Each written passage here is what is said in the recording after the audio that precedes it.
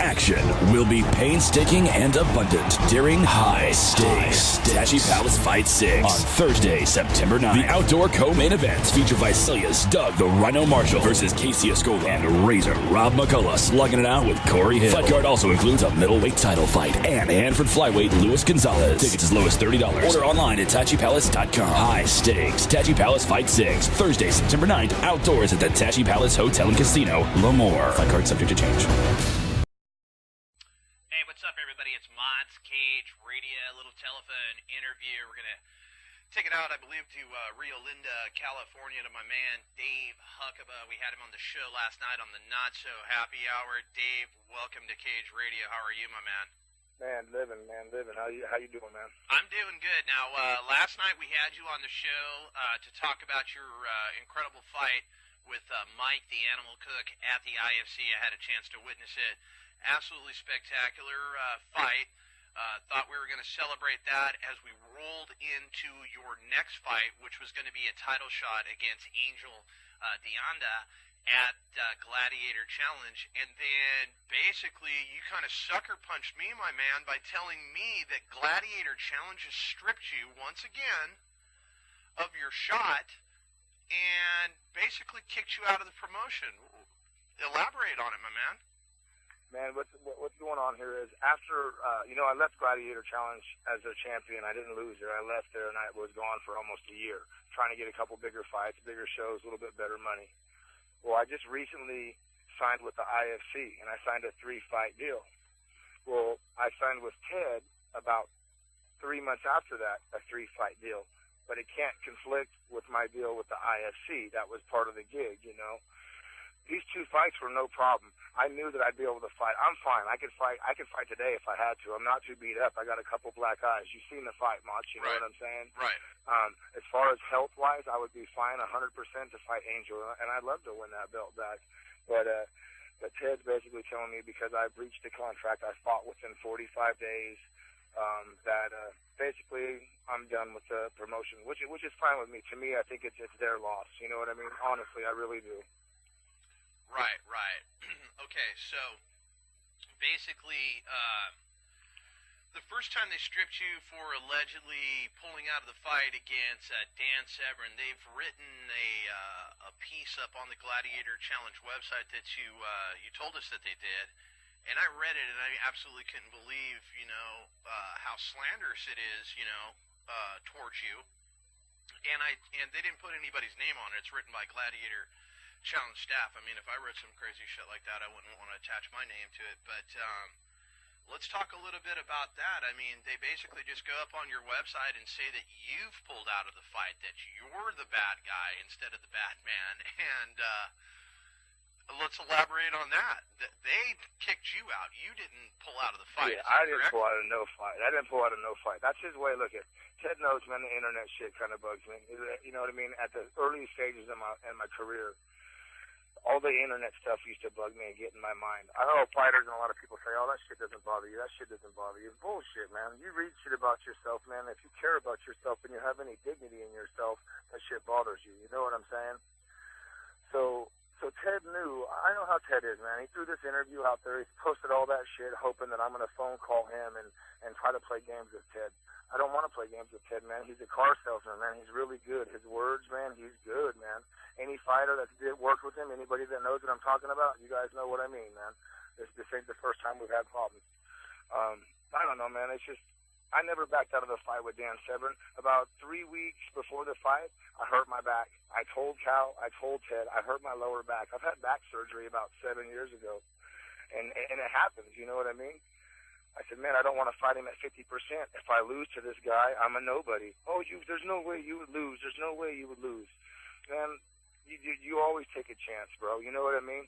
This is a promoter telling me, hey, Dave, even if you don't fight, go ahead and sell the tickets. And we say you hurt your back warming up and shit.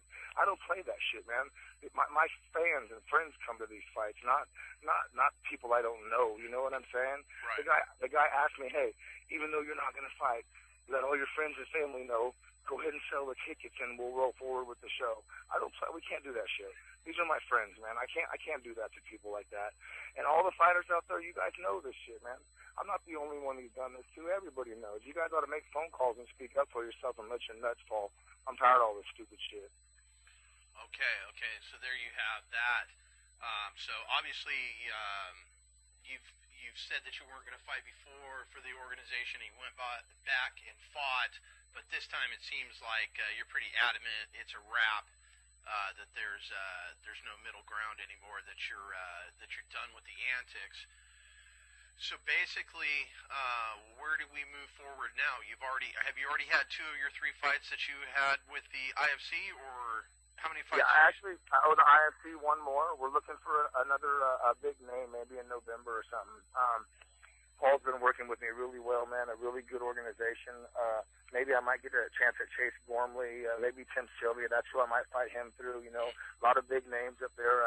Mike Whitehead fights for the organization. You guys know, man, what I need to do, Mots, is I need to fight named guys. That's how I'm going to change my life. I'm not gonna change my life by fighting Angel Deanda. You know what I'm saying? That's not gonna catapult me to where I need to be. Right, I understand what you're saying.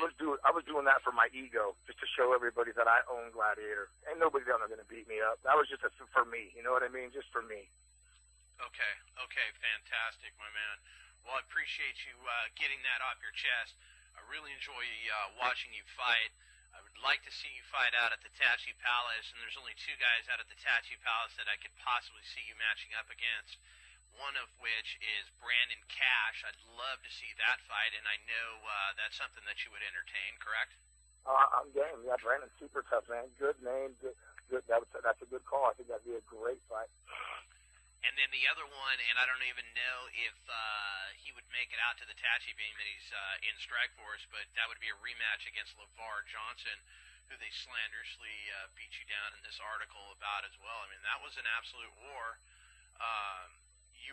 That was years ago in your career.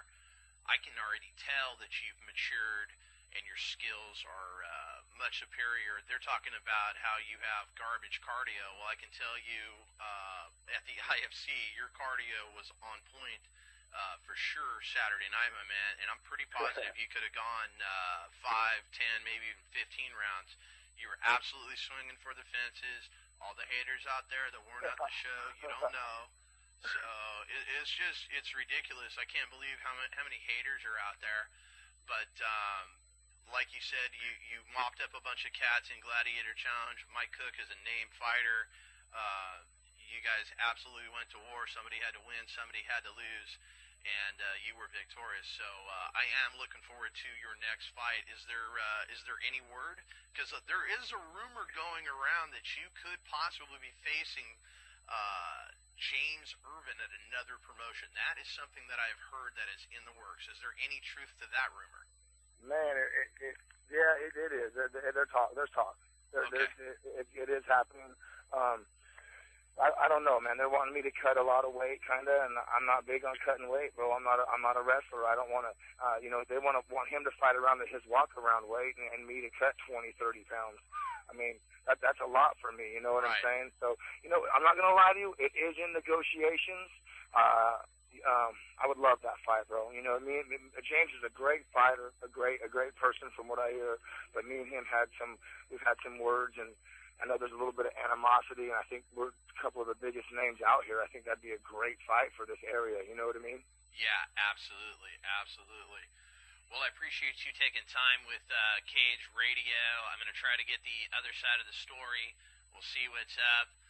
Anybody you want to shout out before I let you go, or anything you'd like to say, my man?